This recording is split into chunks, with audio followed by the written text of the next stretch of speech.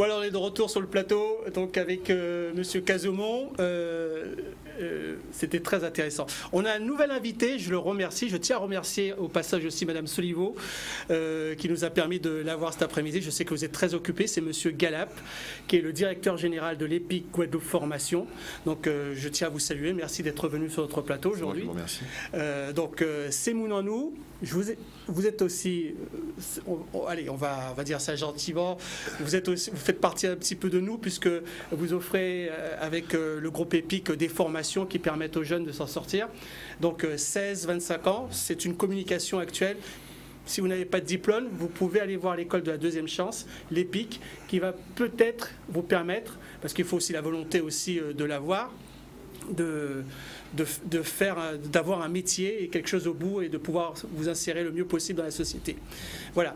Alors, Monsieur Casaumont, allez, a aussi un petit peu ce petit créneau dans ce cas-là. Avant de revenir à tout ça, parlons un petit peu de ce qui s'est passé la semaine dernière. C'était avec donc un comité qui était venu ici voir comment ça se passait en Guadeloupe au niveau de l'école de la deuxième chance. Labellisé, je sais que les gens apprécient ce qui se passe en Guadeloupe au niveau de l'école de la deuxième chance. Est-ce que vous pouvez me parler un petit peu de tout ce qui s'est passé et des temps forts? Alors effectivement, merci de m'avoir invité dans votre émission et ça me donne la possibilité de reparler de cette visite d'une délégation de l'école de la deuxième chance de Normandie. Alors c'était quand même assez intéressant de retrouver des Normands avec un ancien Normand, voilà en l'occurrence moi, tout à fait. Et de pouvoir échanger sur les pratiques, puisque l'école de la deuxième chance de Normandie est une école récente qui a été créée en janvier 2017 et beaucoup de gens ne le savent pas, mais notre école de la deuxième chance au niveau de l'EPIC Guadeloupe Formation et depuis de très nombreuses années fait partie du top 3 au niveau national des écoles de la deuxième chance, compte tenu de toutes les innovations qui sont développées sur le volet insertion, développement des chantiers écoles, faire de la formation préqualifiante, accompagner les jeunes sur le volet social, faire du coaching sur le savoir-être, développer une entreprise d'insertion sur des ACI, mobiliser des collectivités territoriales. Bref, l'école de la deuxième chance en Guadeloupe a beaucoup d'atouts. Et les collègues normands ont été impressionnés par l'ensemble de l'offre. C'est vrai que lorsque j'ai assisté à la première réunion, assemblée générale du réseau de l'école de la deuxième chance, j'ai été agréablement surpris de voir que notre école labellisée avait ses résultats, était reconnue. Et ce que je trouve aussi intéressant, c'est que toutes les innovations développées au niveau de l'école de la deuxième chance bénéficient finalement à l'ensemble du reste de l'EPIC, en l'occurrence l'ex-Cité des métiers, avec qui est un label aussi qui fait partie de l'EPIC de formation, et puis l'ancien établissement public administratif qui a préexisté sous le nom de Guadeloupe Formation aussi. Et aujourd'hui, nous sommes dans la même famille et nous faisons des choses en utilisant les compétences des uns et des autres. Et je pense qu'on peut faire de très belles choses pour l'ensemble des personnes qui viennent en formation chez nous. Mais Guadeloupe Formation, c'est pas simplement de la formation, c'est aussi le volet orientation et puis le volet insertion sur lequel nous devons travailler. Et toute la programmation qui a été faite, elle a été pensée par rapport à la stratégie régionale. Donc le président de région a souhaité que cette EPIC prenne une dimension importante. C'est le bras armé, entre guillemets, de la région par rapport à sa stratégie de développement économique. Et nous sommes au service de la région en tant qu'opérateur pour pouvoir mettre en œuvre des formations qui correspondent aux besoins des entreprises locales. Justement, en parlant d'entreprises locales, alors je sais que par exemple, il y a des machines qui viennent du Canada. Je sais que l'EPIC, si ce n'est pas encore fait, va sûrement former énormément, enfin, va former des personnes pour pouvoir les utiliser. Comment ça se passe un petit peu ce genre de projet? Est-ce que ce sont les entreprises qui viennent vous voir, qui disent bon, j'ai tel et tel besoin? Et à ce moment-là, vous mettez en place un plan de formation. Est-ce que c'est comme ça que ça se passe? Alors, c'est vrai que déjà, on peut bénéficier d'un portefeuille d'entreprises qui nous connaissent bien déjà sur le territoire. Plus de 1500 entreprises déjà mobilisées qui connaissent notamment le label E2C, mais il y en a quasiment autant qui connaissent aussi l'ensemble de l'EPIC Guadeloupe Formation. Et nous avons des entreprises ou des collectivités qui nous sollicitaient pour essayer de mettre en œuvre des projets de formation action, de chantier école, d'opération pour pouvoir faciliter effectivement, dans le cadre d'une démarche citoyenne d'une entreprise, d'aller chercher les ressources sur le territoire pour pouvoir mettre en œuvre des dispositifs de formation, pour pouvoir mieux insérer les personnes qui pourraient effectivement s'insérer dans les entreprises locales. Alors, en l'occurrence, vous parlez d'un projet qui a été développé par la CMA-CGM que tout le monde connaît, j'imagine. Effectivement, ils ont fait venir des machines qui viennent du Canada, et bien évidemment, pour pouvoir les utiliser, il faut mettre de la compétence au service de ces machines, outils qui viennent sur le territoire pour pouvoir effectivement faire du recrutement local et ne pas considérer que la compétence, elle est ailleurs et qu'il faut la faire venir d'ailleurs. Donc nous devons être réactifs au niveau de l'EPIC Guadeloupe Formation pour pouvoir répondre à ces demandes d'entreprise. Et c'est vrai que par rapport au plan pluriannuel d'investissement, par exemple, sur tous les grands chantiers, il faut absolument que la formation soit au service de tous ces grands projets. Je pense au CHU, mais pas seulement, dans le cadre du plan Océan. Il y a plein de choses à faire et nous avons des problématiques dans le secteur du numérique, dans le secteur du tourisme, où nous devons être force de proposition pour être en adéquation avec les demandes des entreprises locales. Alors, je sais que dans votre ancienne vie, allez, on va dire, vous avez été président de la plateforme technologie énergie renouvelable. Oui. Ici, c'est merveilleux, on peut faire énormément de choses. Est-ce que dans cette EPIC, vous avez déjà des idées avec vos collaborateurs pour mettre en place justement ce type de formation? Alors nous avons déjà quelques formations qui existent dans le secteur des énergies renouvelables, puisque c'est un secteur en plein essor sur le territoire et nous avons plein d'atouts en termes d'énergie renouvelable. Et l'objectif que nous avons, et d'ailleurs le président de région est très attentif à cela et souhaite vraiment que nous arrivions à réussir à faire ce genre de projet, c'est d'identifier des pôles d'excellence. Et notamment dans le secteur des énergies, il faut absolument qu'on soit en mesure d'en avoir un dans le cadre de l'EPIC de formation, pour que justement on ait un lieu de formation, mais aussi de conseil aux entreprises, pour pouvoir faire de l'accompagnement d'entreprises qui auraient des besoins particuliers, pour pouvoir développer ce genre de problématiques. Donc c'est-à-dire faire à la fois de la formation initiale, professionnelle, continue, mais aussi des innovations en travaillant avec des laboratoires de recherche, par exemple, de l'Université des Antilles, qui a des compétences aussi, qu'on peut mettre au bénéfice de la formation pour qu'on ait des experts formés sur le territoire. On ne peut pas imaginer un instant voir des éoliennes s'installer sur le territoire et ne pas avoir la main-d'œuvre qualifiée pour pouvoir assurer la maintenance de ces éoliennes. C'est juste pas possible. Donc il faut qu'on soit vraiment en phase et qu'on forme le maximum de gens pour pouvoir assurer ces fonctions. On va parler d'où la notion de visibilité avec le monde des entreprises, parce que quelque part, nos entreprises locales aussi sont des mini-centres de formation à ciel ouvert, on pourrait le dire. Donc l'idée, c'est qu'il y ait une belle synergie par rapport au développement économique. On parlait tout à l'heure de vieillissement de la population, on parle à l'instant du fait que on est doté d'un potentiel environnemental inouï. Donc ça veut dire que d'une certaine manière, quand on regarde la situation environnementale, sociale, etc., on sent bien que la Guadeloupe a des atouts. Maintenant, moi j'aime bien entendre cette trajectoire qui met la formation au cœur d'un développement économique, parce qu'on sait que, ok, il y a des grosses machines de formation qui existent et qui fonctionnent. Ça me fait plaisir de saluer la présence de M. Galap à Guadeloupe Formation et de saluer les collègues du RSMA par exemple. Et ça n'empêche pas que les organismes de formation de moyenne envergure, eh bien, elles ont comme leitmotiv d'être sur le terrain de l'innovation. Parce que ça, il faut le dire, et je le dis de manière appréciable, parce que c'est de bonne guerre entre nous. Nous, on n'a pas le choix que d'être innovants. Sinon, l'école de prévention et de civisme n'aurait pas tenu depuis 12 ans. Et M. Galap a sûrement entendu parler des actions qu'on mène, telles que l'atelier vers la citoyenneté. D'accord, très bien. Monsieur Galep, on va revenir à vous. C'est très bien dit. On va revenir à vous. Alors, insertion. Expliquez-moi comment vous voyez l'insertion en Guadeloupe. Comment ça se déroule? Alors, on a des jeunes qui malheureusement sont sortis du cursus scolaire avec de l'échec, ou il y en a certains aussi qui ont réussi au niveau des études, mais par contre qui ne veulent plus y rentrer, qui veulent faire autre chose. Ce sont deux types de personnes. Comment vous pouvez les intégrer dans Guadeloupe, enfin, au niveau de Guadeloupe Formation? Alors, je pense qu'il faut absolument que les entreprises aient la possibilité d'exprimer leurs besoins en compétences pour les années qui viennent.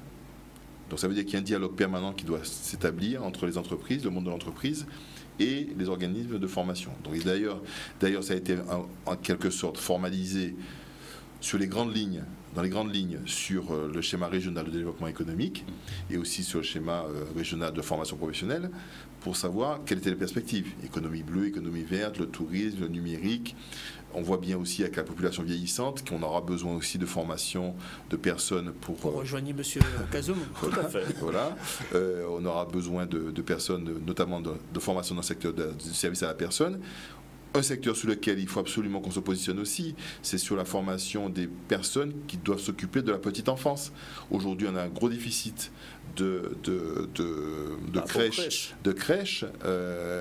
Ça n'a pas envie de faire des enfants. Oui, mais est-ce que ça c'est pas surtout aussi au niveau budgétaire aussi, puisqu'on sait que le département a un peu plus de difficultés sur certaines choses au niveau budgétaire. Honnêtement, je pense que dans le cadre de la formation, avec les fonds structurels qui accompagnent la mise en œuvre d'un certain nombre de formations, nous sommes en mesure aujourd'hui de financer des formations et de faire preuve d'innovation. J'insiste lourdement là-dessus, c'est ce que disait M. Gazomont à l'instant. Il faut qu'on soit audacieux. Il faut qu'on soit en cohésion et non pas en concurrence pour porter des projets collectivement dans l'intérêt du territoire. Et nous, au niveau de l'EPIC Guadeloupe de formation, je n'ai pas à avoir une position hégémonique dans le secteur de la formation. On doit travailler à coordonner l'ensemble de l'action de la formation professionnelle, publique et privée, dans l'intérêt de la Guadeloupe et des jeunes Guadeloupéens et des moins jeunes d'ailleurs aussi, parce qu'on doit former toutes les personnes qui sont en recherche d'emploi. Et comment dirais-je, quand vous disiez, vous avez posé la question sur la question liée à l'insertion, si on travaille avec les entreprises en amont sur les vrais besoins et qu'on apporte une formation de qualité reconnue avec des périodes en entreprise où les stagiaires vont faire la démonstration qui sont opérationnelles et rapidement, eh bien, je crois qu'on n'aura aucune difficulté à les insérer de façon durable dans les entreprises, dans des associations et dans toutes sortes de structures susceptibles d'embaucher des personnes dans les années à venir. Ce qui est important, c'est qu'on soit en mesure de répondre à la temporalité de l'entreprise. Si on forme des gens si un besoin est exprimé par une entreprise et qu'on n'est pas en mesure de mettre en œuvre très rapidement des formations adaptées pour répondre à ces besoins d'entreprise, on risque de passer à côté de pas mal de possibilités d'insertion. Donc il faut qu'on soit souple, réactif et en capacité de proposer à l'entreprise de vraies compétences nécessaires et que les entreprises s'engagent quasiment au démarrage de la formation à recruter ces gens-là. Donc on ne fait pas de la formation pour occuper les gens, on fait de la formation pour pouvoir les insérer. Ça, c'est le discours que nous tenons. Beaucoup de personnes tiennent ce discours parce que pendant trop longtemps, on a fait de la formation pour faire de la formation. Aujourd'hui, il faut faire de la formation pour pouvoir insérer nos jeunes et utiliser toute la boîte à outils nécessaires, les chantiers écoles, les chantiers d'insertion, pour que, effectivement, concrètement, les personnes qui ont arrêté des études ou qui ont décroché pour des raisons X ou Y, eh bien, qu'elles retrouvent la confiance, parce que peut-être que l'école ne correspondait pas au format dans lequel pouvait s'épanouir, parce qu'il y a des gens qui ont besoin de toucher à la matière pour pouvoir progresser. Et on doit faire aussi un travail sur le savoir-être, sur la démarche de formation citoyenne. Comment s'intégrer dans une entreprise, quoi, en fait. J'insiste sur l'aspect formation citoyenne. D'accord. Parce que les centres de formation ne sont pas simplement des organes de formation professionnelle. Nous sommes des organismes de formation professionnelle et citoyenne. Parce qu'un citoyen bien formé, bien dans sa tête, toutes les valeurs de l'entreprise, toutes les valeurs de la société doivent être véhiculées dans le cadre de la formation. Et je pense que si on arrive à faire ça, eh bien, on aura beaucoup moins de violence dans la société guadeloupéenne et on aura des gens qui seront beaucoup plus épanouis et qui auront envie de faire des choses. Et là où je veux aussi insister, c'est qu'aujourd'hui, compte tenu du tissu local d'entreprise, il faut aussi qu'on développe la culture de la création d'entreprise. Créer son propre emploi. Dans certains secteurs, des secteurs porteurs, aujourd'hui, il y en a un certain nombre. Il ne faut pas se lancer à tout va, mais en tout cas, dans certains secteurs, on voit bien qu'il y a un potentiel énorme sur du conseil, sur de la réparation, des plombiers, sur le numérique. Le numérique, oui.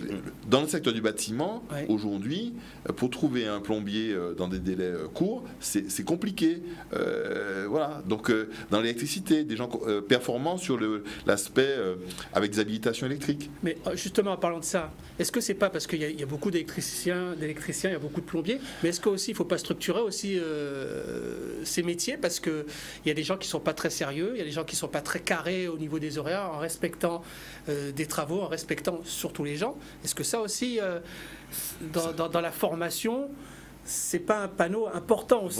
Votre question initiale, c'était concernant l'insertion. Et l'insertion en Guadeloupe, ça me fait plaisir parce qu'on retiendra que le bras armé formation du conseil régional et la structure de citoyenneté par excellence, école de prévention et de civisme, peuvent trouver un terrain de synergie sur l'émission C'est Moun en nous. Et je pense qu'on pourrait retenir ça parce que effectivement, cette notion où on exprime sa motivation, cette notion où on se réveille le matin pour donner le meilleur de soi-même, cette notion où justement on apporte une valeur ajoutée à l'entreprise et on ne considère pas l'entreprise comme étant une ressource qu'on viendra juste parce qu'on a des besoins. Donc cette culture de l'entreprise, moi ça me fait extrêmement plaisir de voir un ancien recteur, mais qui parle entreprise et de manière purement en tant qu'acteur économique, et c'est ça la clé de l'insertion. Maintenant il faut le dire, notre jeunesse est en train de vivre un moment d'exode. Ça, il faut le dire. Ce n'est pas parce qu'on est sur une émission qu'on doit parler un langage lisse qu'on doit oublier la dure réalité. La dure réalité, c'est que malgré l'offre de formation qui va se déployer, puisqu'il y a une grosse politique formation, même au niveau gouvernemental, qui va se déployer également ici, mais on vit un moment d'exode. Et dans ce moment d'exode, il n'y a aucune ingénierie, aucune pensée pour le retour au pays natal. Ça veut dire quoi? Ça veut dire que l'insertion des jeunes, quand on pense insertion, c'est vraiment de manière globale. Et maintenant, pour revenir sur l'exemple des métiers de proximité, c'est vrai que nos artisans sont friands des gros marchés, mais on a tendance à négliger les petites prestations, entre guillemets. D'où l'idée des ateliers chantiers d'insertion, et ça a été dit par M. Galap, mais d'où l'idée aussi de faire en sorte que dans nos quartiers, qu'on ait ces personnes ressources, et ça a une forme d'évolution, ça s'appelle Régie de quartier. Donc malheureusement, c'est pas parce qu'en Guadeloupe on a eu des tentatives malheureuses qu'on doit mettre une croix sur le dispositif régie de quartier. Vous y croyez quoi en fait? Alors moi je continue à y croire parce que j'ai vu des régies de quartier fonctionner. On parlait de la Normandie en off quand vous êtes arrivé sur ce plateau. Il y a sur tous les territoires de France et de Navarre, permettez-moi l'expression, ces régies de quartier, c'est d'abord des entreprises. C'est des entreprises issues du cercle de l'économie sociale et solidaire. Donc encore une fois, c'est pas parce qu'il y a eu des expériences j'allais dire, qui n'ont pas abouti, qu'aujourd'hui, 10 ans après, on doit considérer qu'on continue à mettre une croix dessus. Ce serait regrettable. D'accord. Ce qui est formidable, c'est que vous êtes beaucoup plus complémentaires que... vous êtes très complémentaires quelque part. Il faudrait bien que vous parliez tous les deux ensemble. Pour revenir à vous, Monsieur Galap, c'est dommage parce que l'émission va finir d'ici quelques minutes. Déjà. Oui, ça va très très vite. Alors, on parlait de l'insertion. Je vous ai posé une question tout à l'heure l'heure par rapport à comment justement aux futures personnes formées leur expliquer que bon, quand vous êtes plombier, quand vous êtes électricien, il y a aussi justement, tu parlais de régime, il y a aussi dans l'apprentissage que tu peux aller dépanner la petite dame qui est à côté pour tel et tel prix, que ça c'est important aussi, que ça fait vivre, que ça te fait vivre, et ne pas songer qu'aux gros chantiers et choses comme ça. Est-ce que ça aussi c'est des choses qui seront prises en compte? Parce que je pense que ça manque énormément. On a des soucis de ce côté-là au niveau des artisans qui commencent quelque chose, qui ne le finissent pas. On en a tous un dans la famille qui a rencontré ce problème. Attention, ils ont fait des efforts quand même. Je laisse la parole à M. Galab, mais nos artisans, je me permets de le dire, ils ont fait beaucoup d'efforts. D'habitude, je suis tout à fait d'accord. Il y a une époque, ils claquaient leur salaire quasiment le week-end d'après. Je parle pas je fais pas une généralité, je parle de personnes. Je me permets de les défendre. Tout à fait. Vous avez raison. Voilà. Est-ce que ça sera compris peut-être dans un plan formation que vous allez mettre sur place? Tout à l'heure, je disais qu'il fallait qu'on inculque un certain nombre de valeurs dans le cadre des formations, les valeurs citoyennes. Et quand j'ai dit qu'on formait à la fois des salariés ou des cadres ou des techniciens et qu'en même temps on fait une formation citoyenne, c'est justement pour qu'ils prennent bien en compte cet aspect comportemental dans le cadre de fonctionnement normal de quelqu'un qui va... c'est pas parce qu'on est gros ou petit qu'on doit avoir des préférences de comportement. On doit se comporter de la même manière partout. Et donc, effectivement, aujourd'hui, il faut absolument que les choses se développent pour que les gens développent cette capacité à créer leur propre entreprise. C'est quelque chose que nous devons faire. Dans le secteur du tourisme, par exemple, on a mis en place des formations pour accompagner des porteurs de projets. Alors, expliquez-moi, porteur de projet, parce qu'on entend souvent ce terme. Alors, il y a des gens qui ne comprennent pas spécialement. Oui, je t'amène ça, mais qu'est-ce que. Expliquez-moi un petit peu le cheminement. Sur le projet touristique, par exemple, voilà. Moi, j'ai vu une formation qui s'est terminée il n'y a pas très longtemps. Les personnes arrivaient avec leur projet touristique, c'est soit des gîtes à organiser. Pour pouvoir gérer des gîtes, il faut que vous maîtrisiez l'anglais. Il faut qu'on soit en mesure d'avoir une comptabilité bien mise en œuvre pour faire de la gestion, faire de la communication.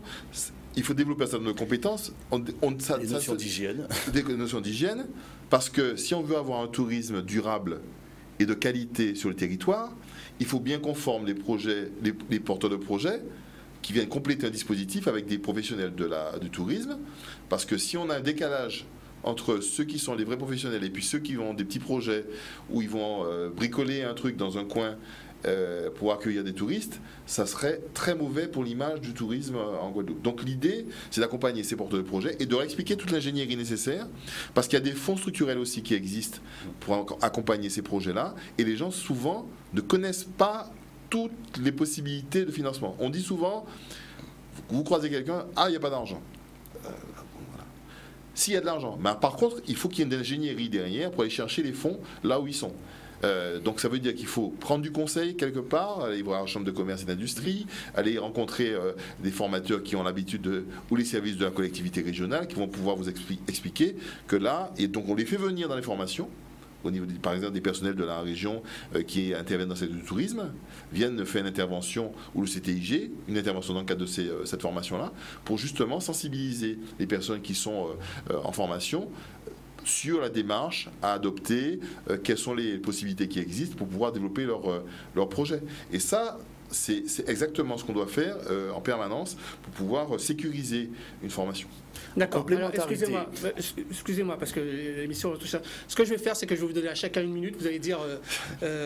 Mais juste en complémentarité, oui, par rapport au tourisme, d'accord, on ne peut pas parler de développement touristique, écotouristique ou de développement économique de manière globale quand on ne parle pas de prévention des risques naturels. Et je pense que c'est encore un terrain où on pourrait dialoguer ensemble, parce qu'il y a matière à co-construire. C'est super. C'est Mounano vous permet de dialoguer ensemble. C'est formidable. Alors, Monsieur Cazomon, puisque vous étiez là en premier, je rappelle que c'est le 13. Alors, expliquez-moi ce qui va se passer le 13. Alors, ce samedi 13 octobre, à 9h, à l'école de prévention et de civisme, qui est située ici à Jarry, face à Jarry Place, sur le boulevard de Welbourg, on aura un temps fort sur la prévention des risques naturels. Je rappelle que ce samedi 13 octobre, c'est la journée organisée par la préfecture sur la sécurité intérieure, le but c'est qu'il y ait un maximum de manifestations, d'où le fait d'accueillir la population. Donc nous invitons les Guadeloupéens à venir à l'école de prévention le samedi 13 pour qu'on puisse créer,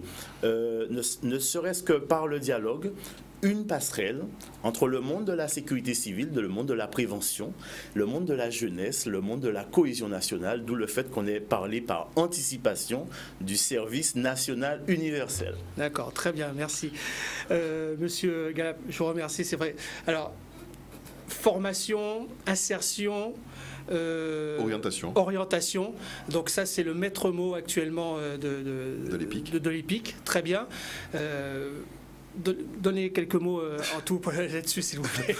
Je suis pris par le temps, c'est dommage parce que je voudrais aller encore plus en profondeur sur certaines choses. Alors, nous sommes au travail, évidemment, hein, et donc le fait d'avoir la Cité des métiers, là, nous allons développer pour être au plus près de la population, il faut absolument qu'on soit en mesure d'organiser des conseils à l'orientation, à la formation et à l'insertion dans l'ensemble des territoires. Et cette semaine, jeudi prochain, donc le 11 octobre, de 9h à 15h, on sera à Bouillante, dans un dispositif qui s'appelle Cité Mobile. Donc la collectivité de la mairie de Bouillante nous avait conviés à cette opération et on sera présent pour présenter l'ensemble de l'offre. Et l'idée, c'est d'avoir une certaine mobilité et être au plus près de la population pour informer de tous les dispositifs qui existent de formation, d'accompagnement, puisque nous sommes aussi aux commandes du service public de l'orientation, public régional de l'orientation, ce qu'on appelle le SPRO, c'est un nom barbare, mais en tout cas, voilà, sur l'ensemble du territoire, en mobilisant l'ensemble des acteurs, Pôle emploi, les missions locales, etc., pour pouvoir conseiller au mieux l'ensemble des personnes qui souhaitent avoir une orientation bien réfléchie, etc. Et puis, je ne veux pas pouvoir rentrer dans le détail, mais c'est vrai que nous avons des formations qui vont démarrer au mois d'octobre et novembre. Je prends quelques exemples. Conseiller en séjour voyage, par exemple. Excusez-moi, rapidement, parce qu'on va finir. Monteur audiovisuel, technicien en logistique d'entreposage, par exemple, qui sont des formations que vous pouvez trouver sur le site web de Guadeloupe Formation. Donc j'invite vraiment les Guadeloupéens à regarder ce qu'on propose et de candidater pour pouvoir accéder à ces formations, qui sont des formations avec une perspective d'insertion quasiment garantie. D'accord. Je vous remercie. C'est vrai que je pense qu'on aura l'occasion de reparler encore de tous ces sujets qui sont vraiment très intéressants. C'est Mounennou est terminé. On se retrouve très bientôt sur Canal 10. Bonne soirée. Merci encore, messieurs, d'être venus nous voir. Merci beaucoup. Merci. Merci.